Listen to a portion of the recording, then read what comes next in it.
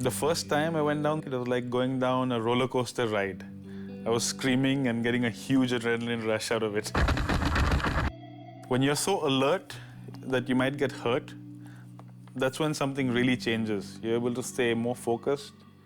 You're doing things that you thought you couldn't, whether it's your balance, your coordination, your timing, your steering. Once you start, you have to do the best you can. Basically, you just have to go for it, use gravity, reach the finish, and do that as fast as possible. That's the main goal. My name is Shiva Keshavan. I am from India. I am a luge athlete.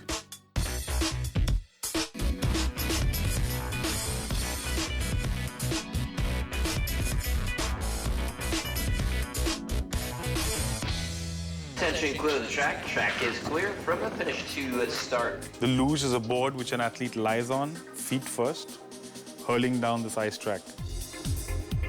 You're about 10 centimeters above the ice, and you don't have any protection or anything between you and the walls. You have to negotiate this 1,500 meters plus track, avoid all the obstacles. You don't have an engine, and you don't have any brakes.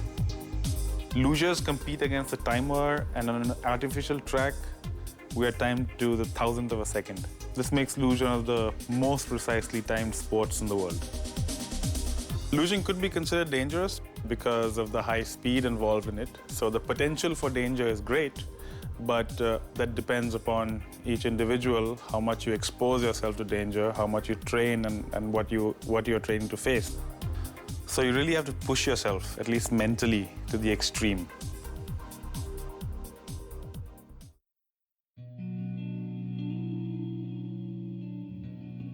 I was born and brought up in the Himalayas, in a small village, at a time when there were no roads and electricity. I see three 6,000-meter peaks from my valley, so that is the majestic Himalayas. The mountains have a very mystical feeling about them. One of my favorite things is to walk the Himalayas, to mountaineer, and to ski. Many people think of India as this tropical, hot country. They don't know that we also have snow and mountains. My father is from the south of India, from the seaside. The first time he saw the mountains and snow, he was in his 30s, and he decided to settle down there. My father started an adventure tours company, so we are used to mountaineering, trekking, and skiing. That's how I actually got interested in winter sports and snow sports in the first place. There was nothing else at that time. There was no TV, no video games. You just had to go outdoors and do something. The International Federation in 1995 was looking to recruit new athletes from new countries for this sport. And that is when, by complete chance, I was introduced to this sport, and I discovered that I had talent for it. And since then, I've never looked back. Luge is a Winter Olympic sport. It is fairly well known in the Alpine countries, specifically Austria and Germany. In other parts of the world, for example, India, where I'm from, is relatively unknown, and I'm the first athlete which is doing it competitively. So the guy sitting next to me is Duncan. He's my coach, and he's also the guy who made this new sled. And we've been training together for a couple of years now.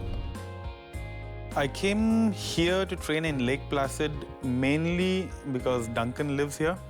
Our workshop is here where we're building the sled. And I needed to spend some time here so that we can have enough time for testing and perfecting this piece of equipment which we're making. Also, in luge, it's very important to train at the actual venue of the race. And the World Cup is coming here to Lake Placid. And I need to get in tune and get practice and to memorize the track over here to be able to be confident on it and perform better. We're going back to the shop, making some final adjustments to our machine here.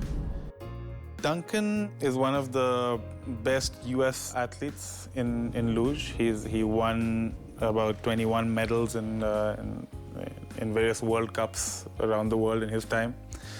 And so having Duncan is very good for me because he can tell me technique, he can tell me the lines down many of the tracks of the world.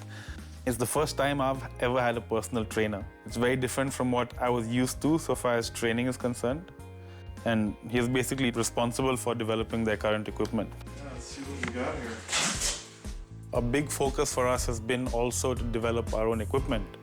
And so me and Duncan, we've been building this equipment and we've been looking for partnerships with many other companies. For example, there's a university based in New York that helped us to design the current shell which we're using. I think we're in a good place with that.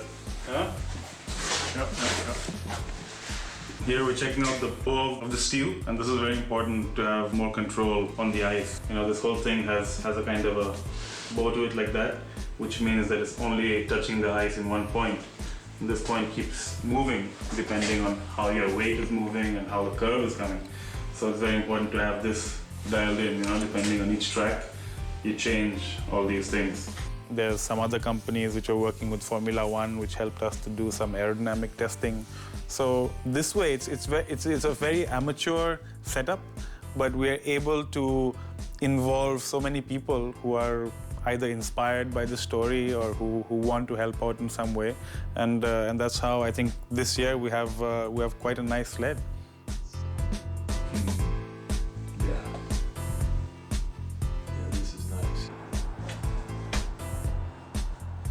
Right now, I am living my dream. Sometimes I think that I'm selfish to spend all this time thinking of myself, my own improvement. But you make a choice, and each choice has its own consequences.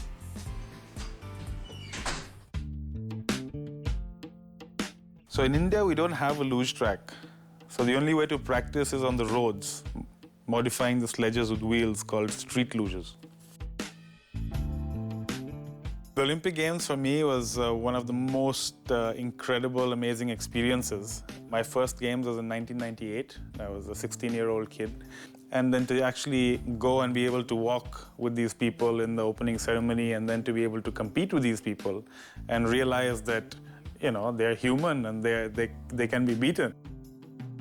And I was just so overwhelmed to see the kind of facilities, the kind of competition, and you know, the whole atmosphere surrounding the Olympic Games. It was really, really inspiring for me.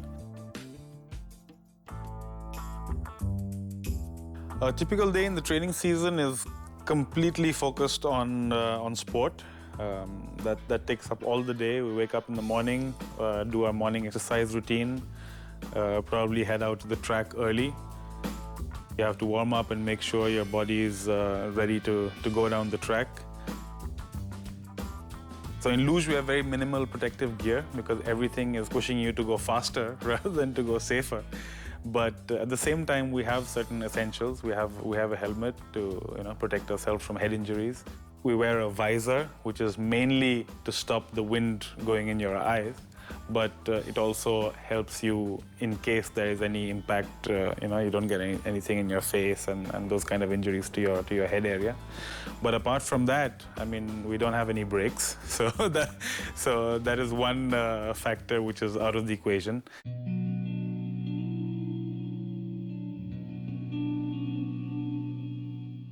Typically, before going down the track, I like to go through the track in my mind, visualize exactly how it's going to be.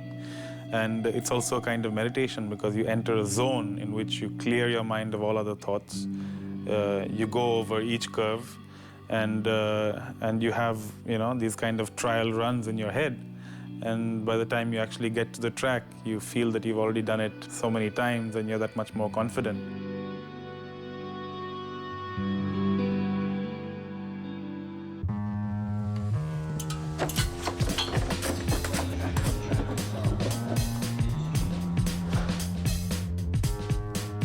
You know, fear is an important emotion because it's the instinctual way of your body saying that it feels some danger. There's something where you could get physical harm, but I want to overcome that. Overcoming your limits is the same as facing your fear. We have between 3, 4, or maximum 5 runs in one session. Then we have a short break to get some food. And then we'll have a second session in the afternoon. Always got my back. That's what we get paid for, man. Attention, clear the track. The track is now clear from the finish. All right, I'll just get a nice roll going and see how it goes. Well, immediately after your run, you get on the radio with your coaches, you get their perspective on things. You discuss your mistakes and you see what opinion the coaches have had of your run. Okay, thank you. And then we work on the sled, try to fine-tune it, try to figure out what problems there are, if any changes need to be made. And that's a very important part of the training, because the more runs you have, the more feedback you get, and then you have to rectify it in the next run.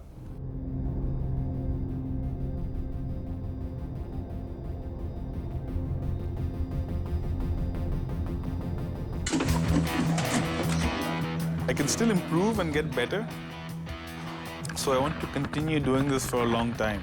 In this sport, you get better when you're older, because you need a lot of experience to get better. I have a dream that I'd like to win the Olympic Games. And to follow that dream, to reach that ultimate dream, you have to set goals which are achievable, and you have to have a plan to work towards. So you have to be realistic, but at the same time, you need to dream, because that's where your energy will come from. I'm a bit unlucky that being the first one, I wasn't able to use much of the infrastructure in India, but it'll definitely be a help for the future journey. Attention, clear the track. The track is now clear from the finish.